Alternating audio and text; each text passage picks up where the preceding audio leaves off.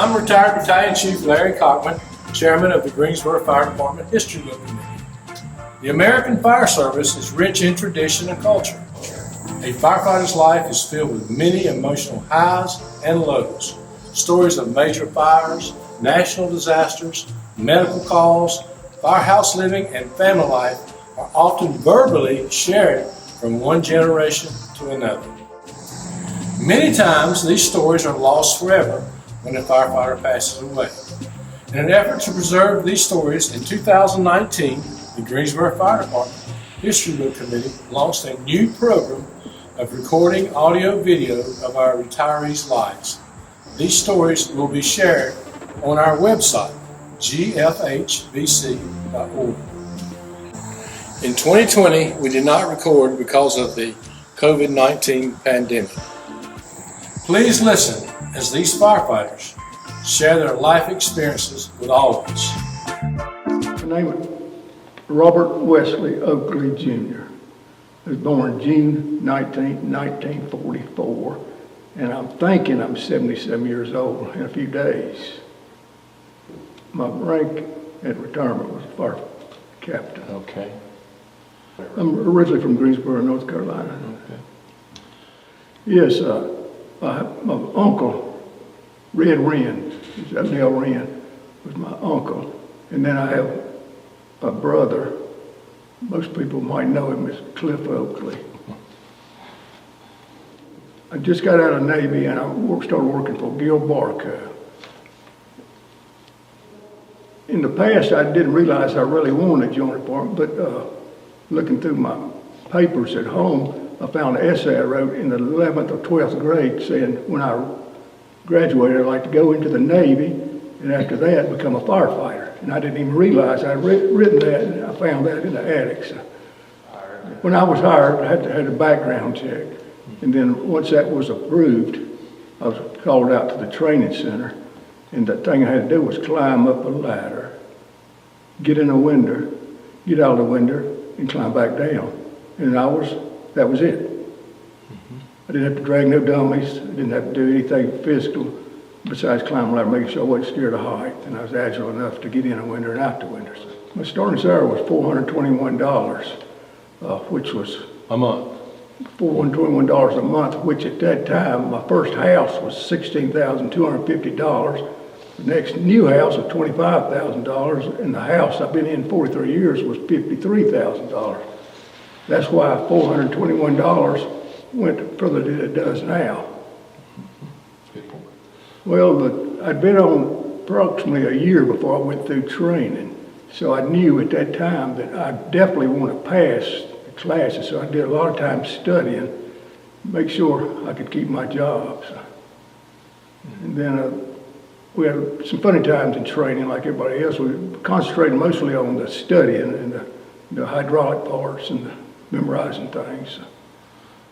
I remember everybody at Central Station, but in training I just remember three. Okay. Myself, O.C. Johnson, and Joe Anderson.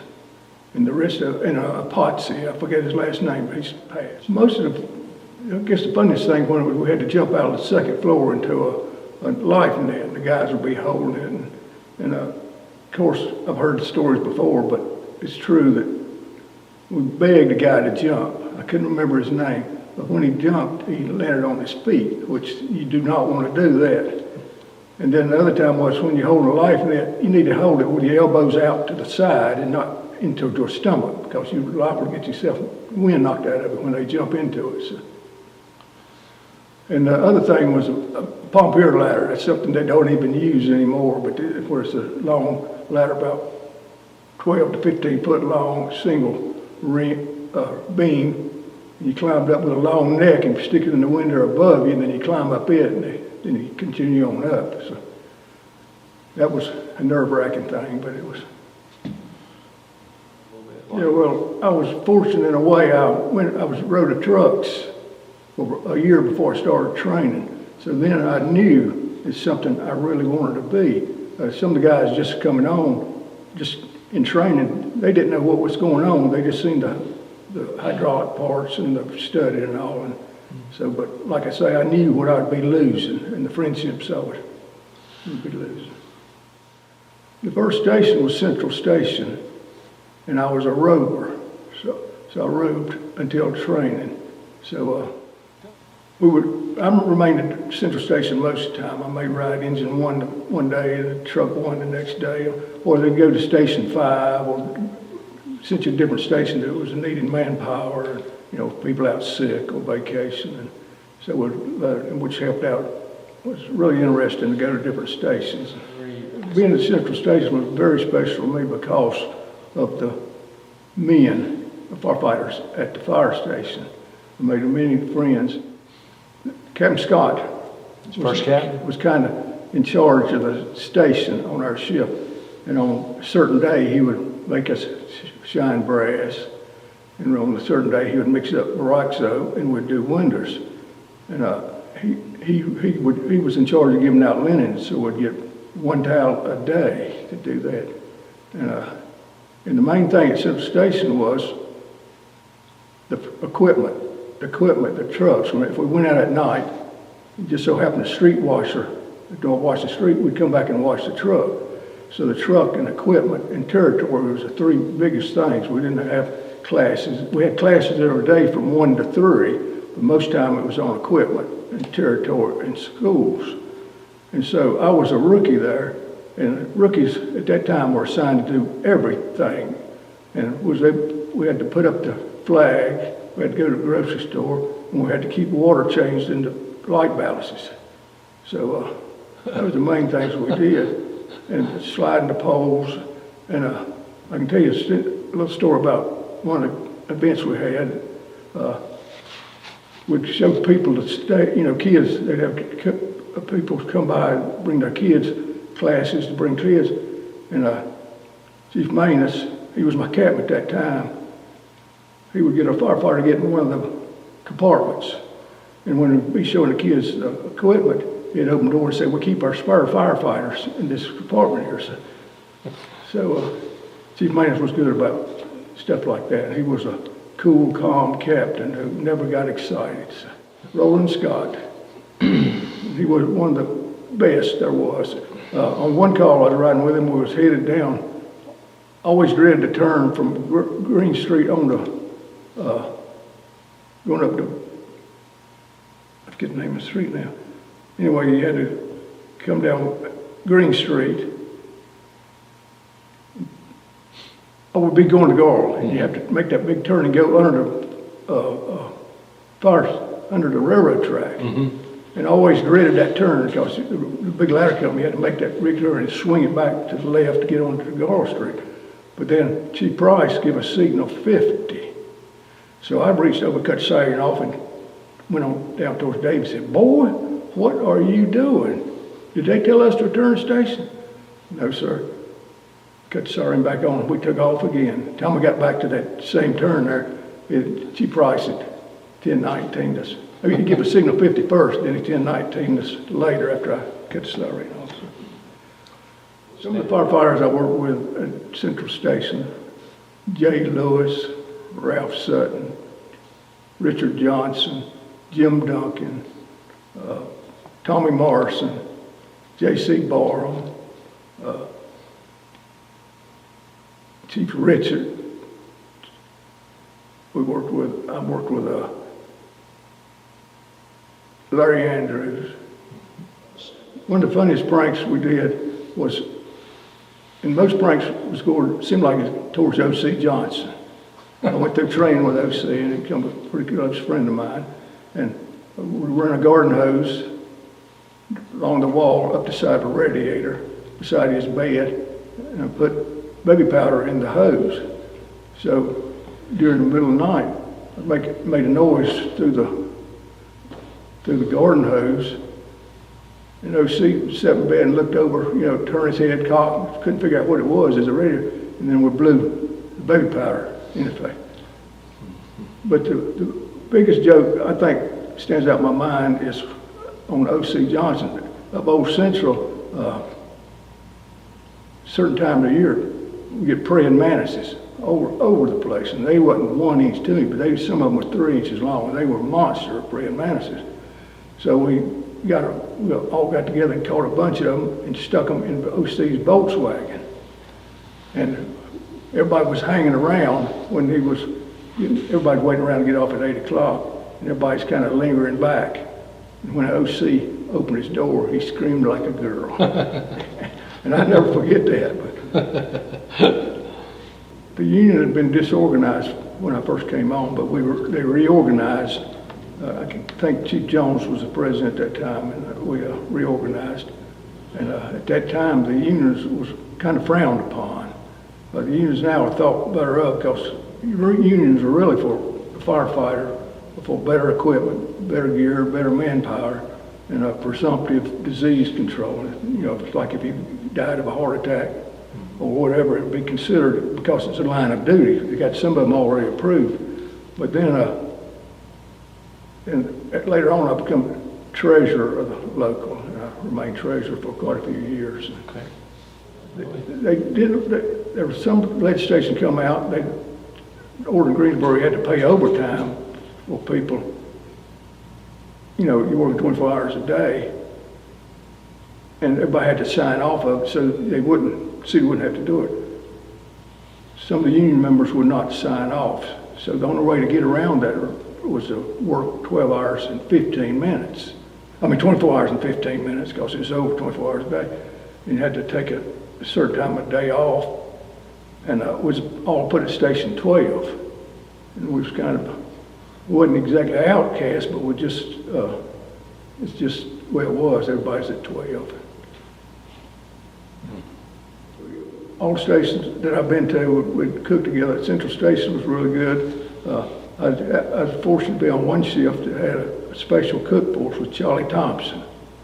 And we loved to have him cook, and he cooked some good meals. And, I sure do. I think everybody together playing jokes. We had up Central, we had the trough, where a lot of messy eaters ate back at the trough. That helped about 8 people. And then we had the benches where everybody sat together and ate. And that's another. Captain Scott had a special seat to sit in. Of course, me not knowing at the time, sat in his seat. Of course, everybody else knew it but me. And he walked in the kitchen door, and he seen me sitting there. He turned around and left. So never got his seat again. And then one other time, they told me I was needing something to eat, and there was a loaf of bread on top of the refrigerator. Well, I went ahead and got me they told me it was up there, and said, well, I went ahead and got some bread. I'd have Captain Scott come in. Boy, he was upset. So I had to buy him a new loaf of bread. So a lot of funny things. And then one other time at Central, one of the firefighters' sons brought a black snake into the back of the TV room, and Eddie Coleman, a good firefighter, jumped up, knocked the big TV off the stand onto the floor. And of course, Manus was pretty good on jokes and all, and he had this little generator, or whatever we call it. He'd hook up to a chair, and you spin the thing, it would kind of shock the person, so we'd do that. And I was not a good cook. I learned how to cook certain things. Charlie Thompson taught me how to cook some things, which was beanie weenies, and it was really good. It don't sound good, but it is, and slaw. And I never did learn how to make biscuits. I'd always get the kind.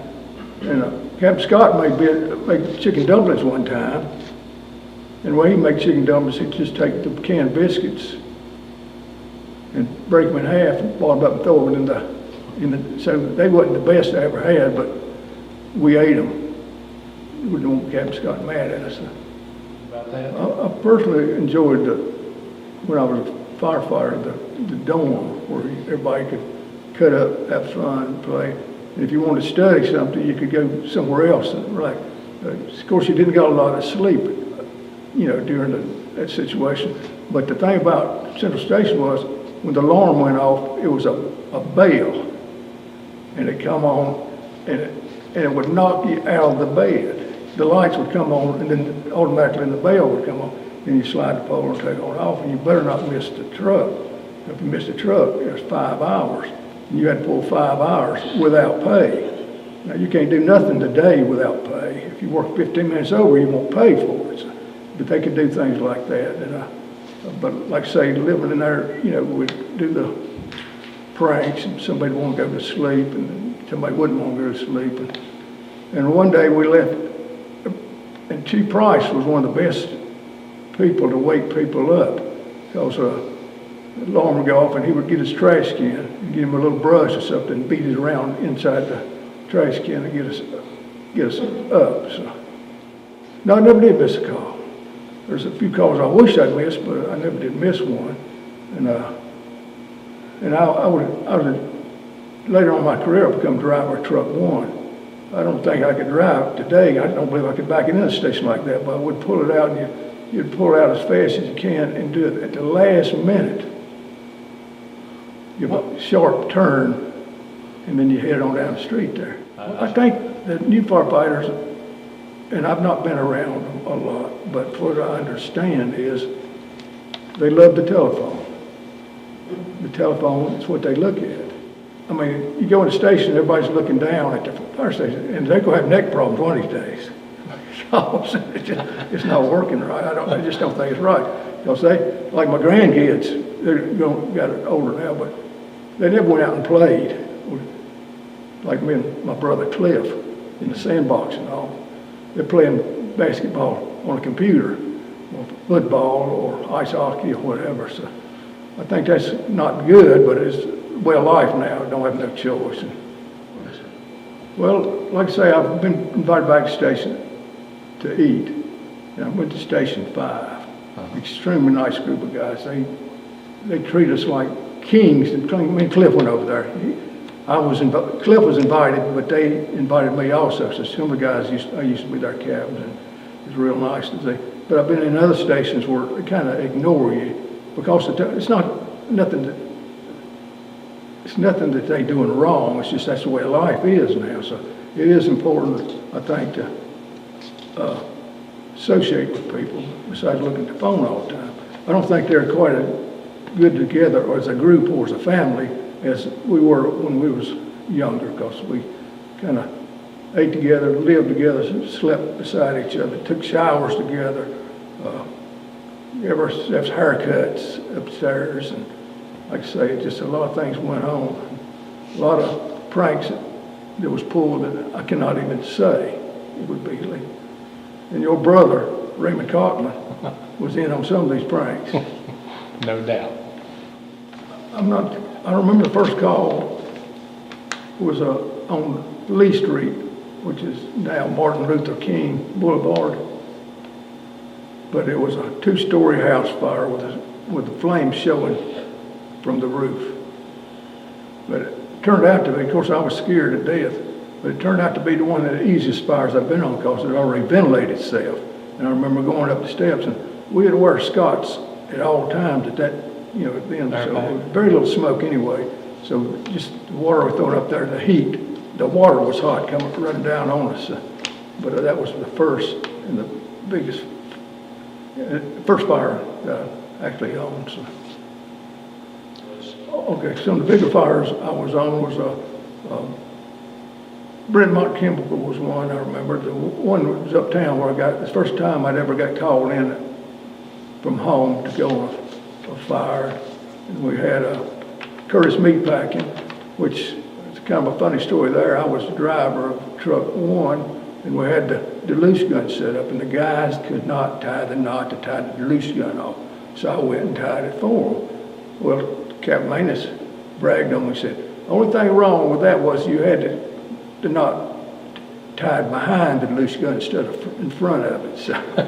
So that was kind of a goof up. I could tie my knot, but it was so anxious there, the fire, it just kind of lost all our minds. When 9/11 happened, it seemed like more people had more respect for the firefighters, and that was the main thing. Well, Captain Manus he was one of my captains I looked up to and still look to him. He made chief towards the end, but he, like I say, I was his driver, and he was always calm, and he would tell me, make sure I'm driving safe. He says, no fire to start during this time of day anyway, so just, and he would calm me down, and then he'd get there, and most of the time it wasn't, but sometimes he was wrong. But then the main thing with Captain Manus was, one day I come in to check Truck 1, like we always check equipment off, and I noticed the fuel gauge when you cut it on, cut the switch on, it went up to 4 immediately. So I looked at the fuel card, which we used to have a card, every time we got fuel, you write it down. I noticed it's been quite a while since we got fuel. So I said, Captain Mass, I think we might be low on fuel. So he said, well, just get everything cleaned up and then we'll go to the garage, get some fuel. As luck has it, we got a fire call. And I run out of gas about a quarter of a block up the street on Green Street. So just one of those things. And Chief Perry wanted to know what the problem was. You didn't keep up with your fuel. He said, we just got in the habit of looking at the fuel gauge. If I could become a firefighter again, I would be a firefighter, but I've always been proud to be a firefighter, and I would definitely do it again. The only thing I regret is retiring. I retired much too early. I should have did like Cliff and worked 50 years instead of 42 years. Well, I retired a little earlier than I anticipated because the lady in charge of retirement said if I retire in November, I will get $30 more a month for life instead of waiting until January 30th. So that's when all of a sudden I was retired and didn't even plan on it. So, and I about broke down in tears knowing I wouldn't be riding a fire truck again. So I was really, really sad about that retirement now. And I would have went back on. I'll still go back on, but I don't think they'd have me now. So one call I went on one of the rescue calls I went on. Used to, the city had 2 rescue trucks. And you wasn't particularly trained specially for that unit, so I was assigned that and went on a drowning. It was off Pinecroft Road, Pinecroft. And sure enough, there was a lake behind the person's house, and there was drowning. There was someone in the lake, possibly drowning. So we had grappling hooks, which you put on a rope and you throw it out and you pull it back in. And the chief was Chief Hare. After we threw for a while, he had told me to go put on a suit and get in the water, which I did not have no desire whatsoever to get in a muddy pond looking for a body. But luckily before that happened, they were able to grab the hook, caught the gentleman. He was able to pull him out of the water, so I didn't have to do that. But then on a rescue truck, like I say, I had one of the first calls was a pin in. The gentleman had passed out driving and hit a house. Well, he was pinned in, and we didn't have none of these major power tools like the Hearst tools, so we had to come alongs and stuff like that. And I had about a 4 or 5 foot pry bar, and I was prying to get his foot out from under the lever. And somebody yelled at me. I had the pry bar on his foot. I was maybe pulling on his foot instead of it. But then Chief Barbie asked on the phone, on the radio, about how is the victim? And I made a mistake. I wasn't familiar too well with the 1019s and 1018s and all this. And I said he was dead. And you shouldn't do that over the radio. Mm-hmm. But that was one of my mistakes of many that I made. So my most heartbreaking moment was going into Central Station. And as I pulled up, there was engine 2 parked out the side with a yellow tape around it. And it was Jesse Graves, who was on a fire call, and had backed over and killed him. And that was one of the worst things I can remember. And there were quite a few people pass away while I was on there, like Lynn McLaughlin. He had an operation. He took one lung out. He was a big, muscular firefighter. We all liked to work with him, and he passed away. And there's a Lacey Nelson. He stayed at home, didn't go to the doctor, and he passed away. So many things. But one of the biggest things I do regret is Ed Sawyer. Me and him worked together. One of the good captains. One of the best captains I worked with. And we worked together. And when he retired, I would see him out in his front yard, and I never stopped to talk to him. Of course, then he died, got killed. So that was a horrible. That was. Wow. But, Sawyer, he was a good guy to work with. And we had a call right across the street from a propane tank in the back of a truck. is going off. So I'm going by the rules. I go down there and we pull off the inch and a halves and get traffic blocked off on the Wendover and Bessemer. And then somebody comes on the radio and it's Captain Sawyer said, I got the gas cut off. He had walked across the street, got in the back of the truck and cut the gas off the truck, and that was, after doing all that, he had taken care of that for us. One of my proudest moments, we got a life-saving award, Station 15, where we went to a store and a lady had passed out. And we checked her vitals, and she had a heart attack, and she was not breathing, and so we did CPR. And then we used a defibrillator on her and brought her back. Well, that was one of the proudest things. We got a life-saving award for that. And then we went to visit her the next day at the hospital, and she was going to go back. She was going back to New York. Okay, I was going to say, I was fixing to say that one. Okay. We've been on, I've probably been on in my career probably 30 or 40 or 50 or more of childbirth labors. And I just talked to my family a little bit earlier. Says one thing I have not done in my career that I, actually have someone giving birth. I've had a lot of labor pain calls, but then a month or two later, here we get a call to apartment childbirth or labor pains. So we get there and I fix to open the door and I hear screams on the inside. Well, I open up the door and there lays a lady on the floor with fixing to have a baby. So I got at the receiving end and we delivered that baby, and come to find out later it was Julius Evans, which is a retired firefighter, has passed away since, daughter. So we delivered Julius Evans' new grandson. So, and then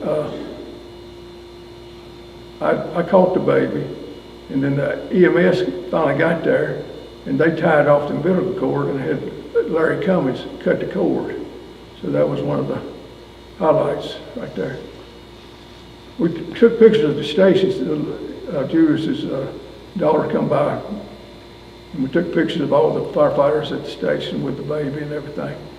And then never heard a thing from him. I've always thought about him, but about 18 years later, we got a picture of him where he graduated from high school. So that was a big deal. The lady firefighters I worked with was Lynn Snow, Anita Strong, Edie Bailey, and I can't think of any other ones. I know one, Terry Wallace. She's now still with, I think she's still with the city on another division. Medical calls, when I first come on, we had 2 rescue trucks. It was not really trained that well. Then we got into studying, trying to become EMTs, and which was a wonderful thing to happen. I mean, nobody really desired to do that, but Chief Powell was smart enough to know that we had to get into medical calls to keep firefighting going. I'm trying to say that if we didn't have medical calls, instead of gaining stations, we'd be losing stations. Because we could just, 90% of the time, we'd always be first on the scene. And then was given equipment, and then the first thing you know, we got where we could shock people and defibrillators. And so, like I say, if it hadn't been for Chief Powell's decision, Chief Powell in the upper echelon decision to get into medical, we'd probably losing fire department personnel instead of gaining them.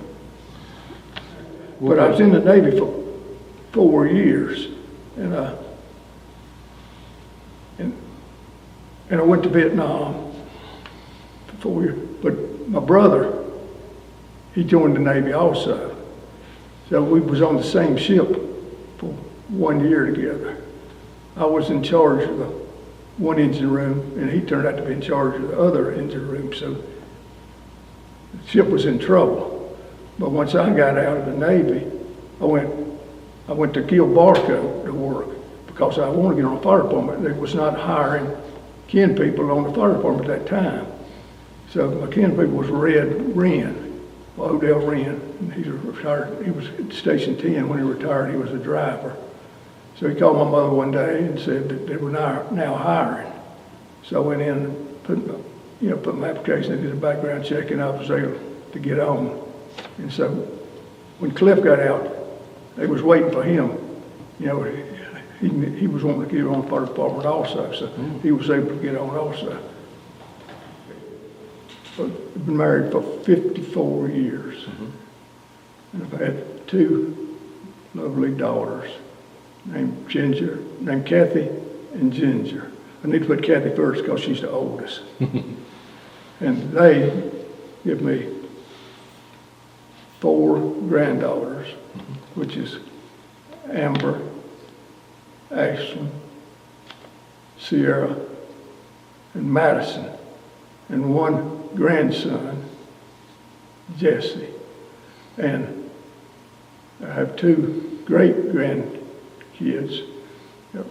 1 great kid named Lexi, and 1 great grandson named Tatum. All you young firefighters, you may find a better job.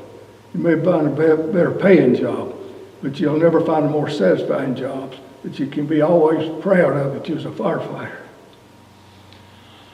So we went on a call, engine 15, and there was someone that fell out of a tree.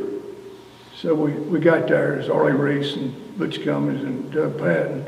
So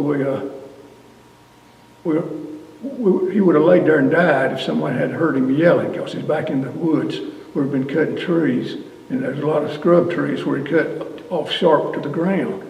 So he had come to find out he had fell off the ladder. So someone heard him yelling, so we went back there and we put a service collar on like normal and checked his vitals, and we was going to pick him up and we couldn't move him. We noticed protrusion in his right side of his stomach. So come to find out, he had fell on one of the branches, one of the tree stumps. It went right through his body. So, of course, we couldn't move him. And then we was able to get an electric chainsaw, and I think Arlie was using a chainsaw, was able to move him up enough to cut the stump off, and then we hauled him off, and the ambulance got there, and we hauled him off. So that was, we actually went to see him the next day. So that was one of the calls. And then a funny call was we went, Butch Cummings was taking blood pressure of a lady. They'd asked us for blood pressure, and he had the blood pressure cuff on, and he was pumped it up like he's supposed to. And they said, it's 120 over 80 or something like that. And so, of course, I didn't say nothing to him. I got outside and I asked Butch, I said, Butch, I want to see how you did it. You didn't even put the stethoscope in your ears, but it's a good job. So he doesn't found is embarrassed to the fact that he did that, but Butch was a good man. So yeah. If I could start all over again and I had my choice, or I could make a lot more money or good occupation, I would still pick the fire department.